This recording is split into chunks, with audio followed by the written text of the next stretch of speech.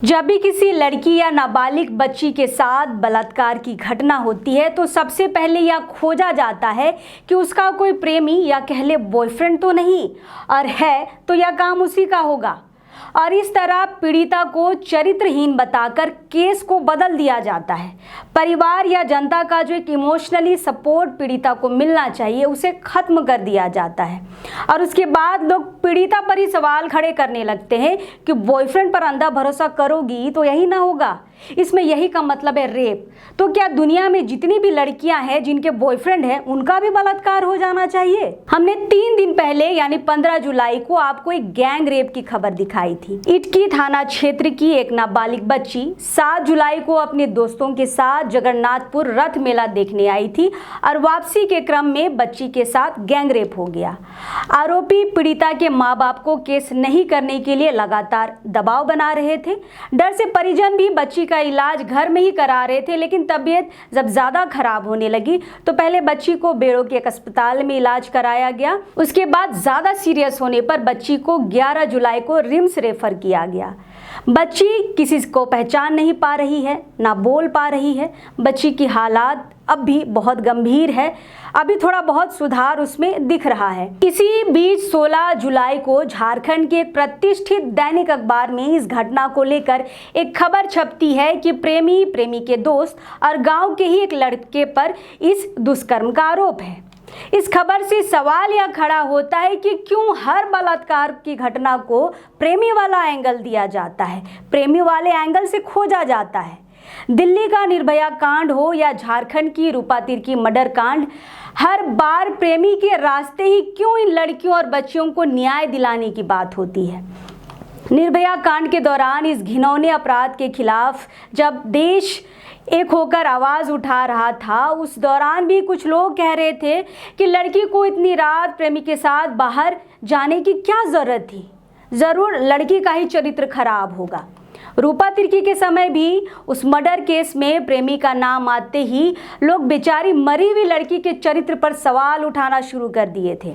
कईयों ने तो भद्दी भद्दी गालियां तक लिख डाली थी अपनी सोशल मीडिया पोस्ट में रूपा तिर्की के खिलाफ। भारत का कानून यह कहता है कि रेप के मामलों में पीड़िता की पहचान, उसका चेहरा और परिवार के साथ साथ दोस्तों की पहचान या चेहरा को गुप्त रखा जाए ताकि पीड़िता को भविष्य में किसी तरह की कोई परेशानी ना हो।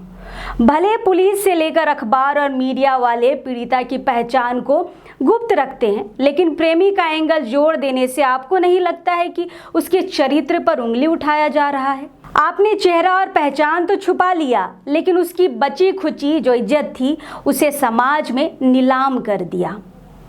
हम ये बिल्कुल नहीं कह रहे हैं कि बलात्कार के मामलों में प्रेमी या प्रेमी के दोस्तों का हाथ नहीं होता है, बिल्कुल होता है, लेकिन हर घटना में प्रेमी हो या जरूरी तो नहीं। अखबार में लिखा गया है कि 7 जुलाई को रथ मेला के दिन शाम 4 बजे नाबालिग घर से अपनी स्कूटी लेकर मेला घूमने गई थी। मेला से घूम के आने के बाद वह अहले सुबह 4 बजे अस्त व्यस्त स्थिति में घर पहुंची। उस समय उसके पास स्कूटी नहीं थी। घर वालों ने समझा कि उसकी तबीयत खराब है। बाद में परिजन उसकी स्कूटी तलाश कर घर लेके आए। ये अखबार में छपी है। अरे भाई, इतनी बड़ी संस्थान है, एक बार खबर की जांच परख तो कर लीजिए। दरअसल अखबार में जिस स्कूटी का जिक्र हुआ है वह स्कूटी पीड़िता की है ही नहीं, बल्कि आरोपी लड़कों की है।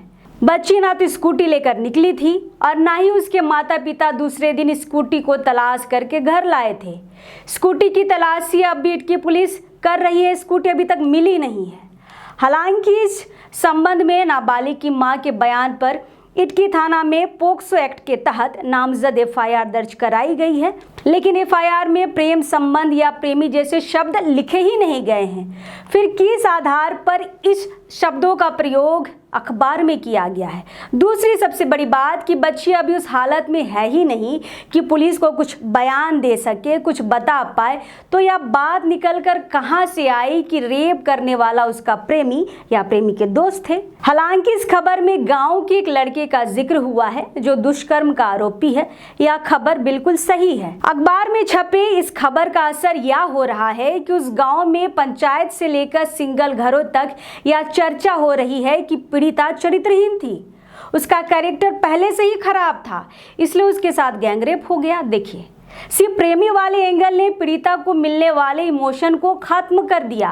रेप से हटकर अब बात कैरेक्टर की हो रही है। इसलिए मैंने शुरुआत में ही कहा था कि रेप से जुड़े मामलों में प्रेमी का ही एंगल क्यों खोजा जाता है। क्या इससे पीड़िता के भविष्य को धूमिल करने की कोशिश नहीं की जा रही है? हम सभी एक जिम्मेदार पत्रकार हैं। खबरों को बहुत ही जिम्मेदारी के साथ लिखना और बोलना होगा, क्योंकि हमारे एक गलत शब्द से केस की दिशा बदल सकती है और पीड़िता का भविष्य अंधकार में हो सकता है।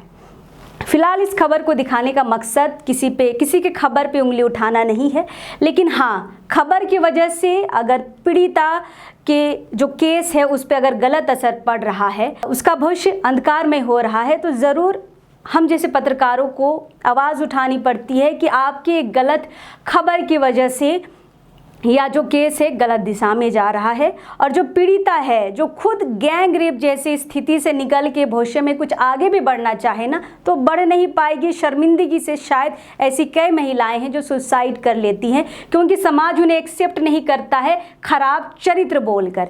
फिलहाल आपको हमारी ये स्टोरी कैसे लगी हमें कमेंट करके ज़रूर बताइएगा, और आपके कमेंट्स का हमें लगातार इंतज़ार रहता है। जो हमारे नए साथी हैं जो अब तक हमसे नहीं जुड़ पाए हैं, हमारे फेसबुक पेज को, हमारे यूट्यूब के पेज को लाइक, फॉलो, सब्सक्राइब ज़रूर कर लीजिएगा। दोबारा आपसे मुलाकात होगी। फिलहाल अभी इस वक्त के लिए जोहार रहेगा।